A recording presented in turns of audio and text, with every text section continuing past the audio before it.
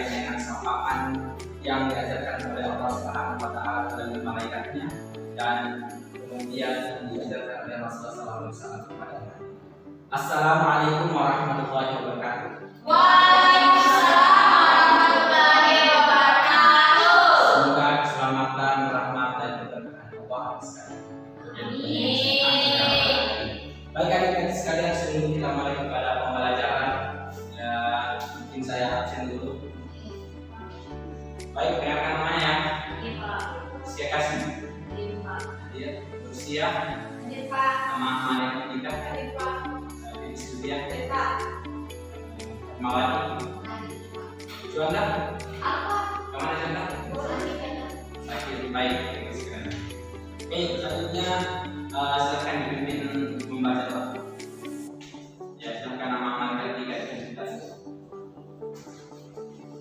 Baik, sebelum kita belajar, mari kita berdoa. Mulai. Bismillahirrahmanirrahim. Rabbi zidna ilman warzuqna fahman. Amin. Kita akan belajar tentang sejarah budaya Islam, materi tentang kondisi Arab Islam. Baik adik sekalian, hari ini kita akan belajar tentang sejarah.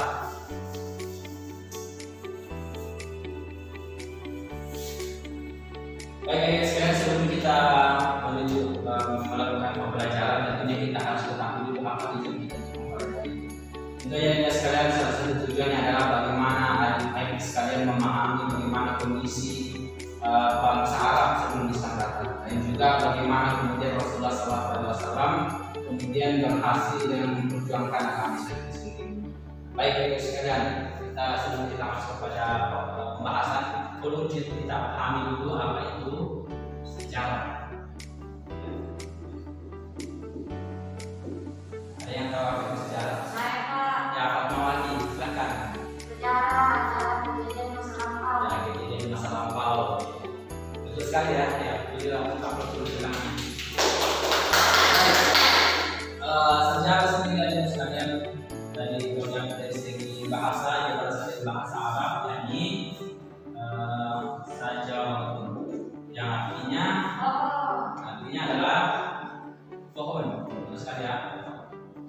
Jadi kenapa kemudian diambil perumpamaan dari sejarah itu, karena pohon mulai dari biji tumbuh menjadi tunas dan seterusnya, itu yang menggambarkan bahwa perjalanan hidup pohon itu bisa digambarkan disesuaikan dengan bagaimana sejarah itu dimulai dari awal sampai kemudian sekarang. Itu ada sekalian, jadi seluruh kejadian yang masa lalu, khususnya materi kita ya di sejarah peradaban Islam tentang kondisi Arab sebelum Islam datang, kita bahas dari sejarah. Baik adik-adik sekalian, sekarang kita akan masuk pada pembahasannya di kondisi Arab pra-Islam. Yang akan kita pelajari adalah bagaimana kondisi Arab sebelum Islam datang. Tentunya yang sekalian yang akan menjadi pembahasan kita pada kesempatan kali ini adalah kondisi sosial, kondisi politik, kondisi budaya dan kondisi ekonomi. Baik adik-adik sekalian, ada yang bisa menggambarkan tentang kondisi sosial bangsa Arab sebelum Islam datang? Ada?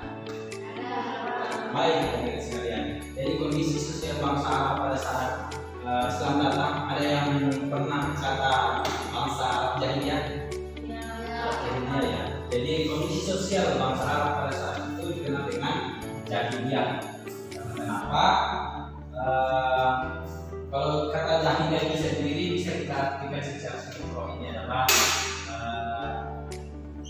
masa kebodohan. Kenapa kemudian dikatakan sebagai masa kebodohan? Karena Arab sebelum Islam itu sangat jauh daripada cahaya ilahi misalnya. Karena kalau kita mengatakan jauh dari pengetahuan, tidak juga. Karena bangsa Arab pada saat itu dikenal dengan bernyanyi dan lain sebagainya. Artinya pengetahuan di bangsa Arab harus ada. Jadi kenapa kemudian dikatakan sebagai jahiliyah? Dilihat daripada kondisi sosialnya yang kemudian jauh dari nilai-nilai norma, nilai-nilai norma sosial. Ya, mungkin seperti itu adik-adik sekalian. Kalau di sini mungkin kejadian yang biasa kita dengar adalah bangsa Arab itu biasanya sebelum datang itu menganggap bahwa perempuan itu tidak ada manfaatnya, sehingga ketika perempuan lahir, bayi perempuan lahir, ya apa? Betul sekalian. Jadi kondisinya bahwa ketika perempuan itu lahir maka dia akan ini terjadi ketika Islam datang, bahkan sahabat Nabi Umar bin Khattab sendiri pernah sendiri. Kemudian yang selanjutnya bahwa kondisi sosial yang terjadi saat itu adalah bangsa Arab suka minum khamar, suka dugem dan lain sebagainya. Kalau di sekarang yang biasa disebut dengan anggur misalnya, dugem dan lain sebagainya. Baik adik-adik sekalian, itulah dari gambaran kondisi sosial bangsa Arab pada Islam. Kemudian selanjutnya kondisi politik.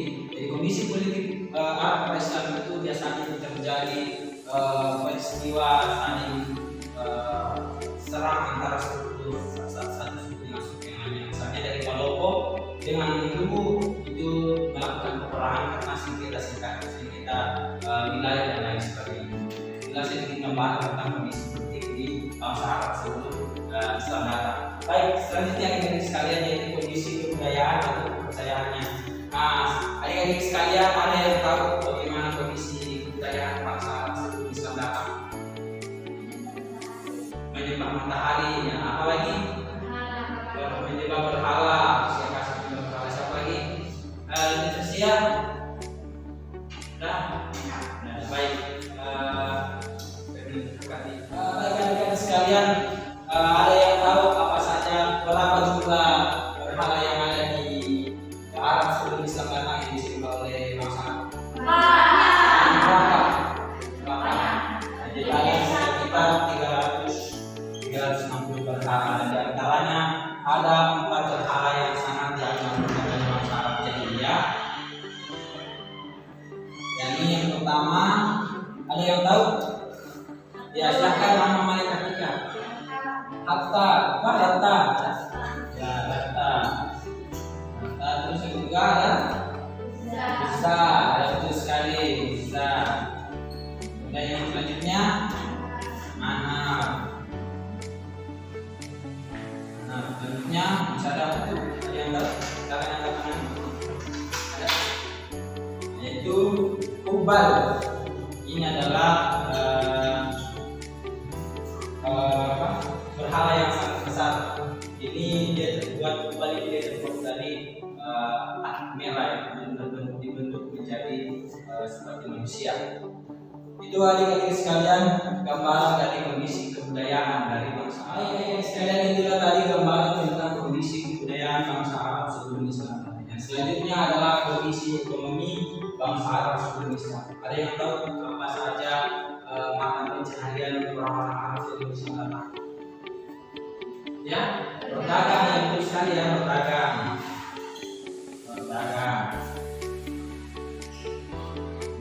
Kemudian yang selanjutnya bisa ada yang tahu lagi selain berdagang? Bertani, baik bertani. Bisa ada lagi selain bertani? Membala, baik.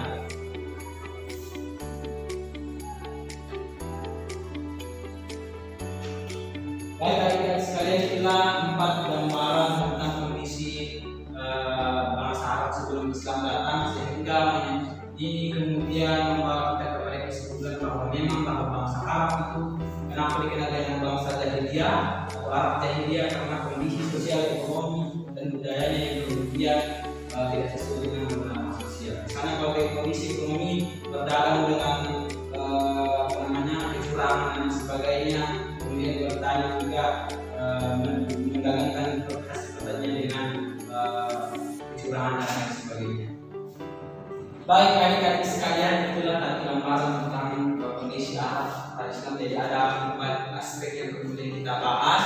Maka tempatnya seperti ini akan akan saya berikan tugas kepada adik-adik sekalian untuk kita bahas pekan depan, ya. Jadi saya akan bagi 4 kelompok. Ada yang akan membahas kondisi sosial, politik, dan budaya serta kondisi ekonomi bangsa. Jadi mungkin ini kelompok 1, ini kelompok 2, kelompok 3, dan kelompok 4, ya. Baik, silakan nanti dibuat bentuk makalah karena ini akan kita bahas pekan depan. Baik, adik-adik sekalian, sebagai kesimpulannya bahwa Arab setelah Islam itu dikenal dengan jahiliyahnya karena kondisi sosial budaya politik yang telah kita gambarkan tadi, karena dia jauh daripada norma sosial yang sehingga menggambarkan tentang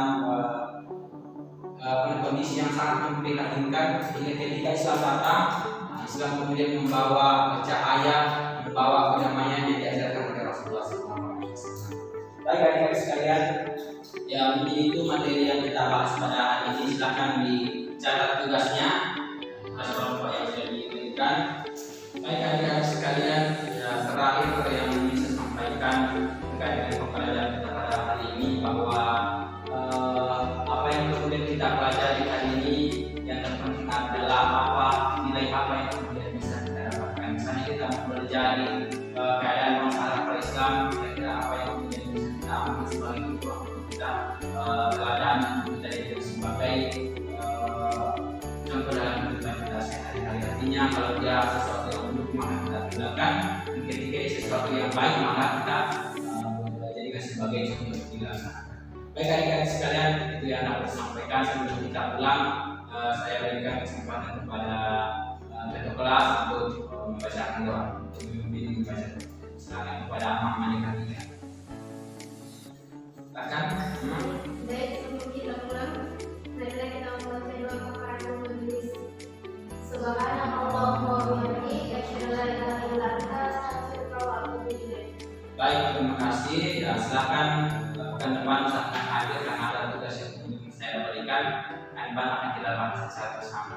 Baik, selanjutnya mungkin itu sekian yang dapat saya sampaikan. Kalau lebihnya memaafkan. Bila bisa bilhaq, assalamualaikum warahmatullahi wabarakatuh. Waalaikumsalam.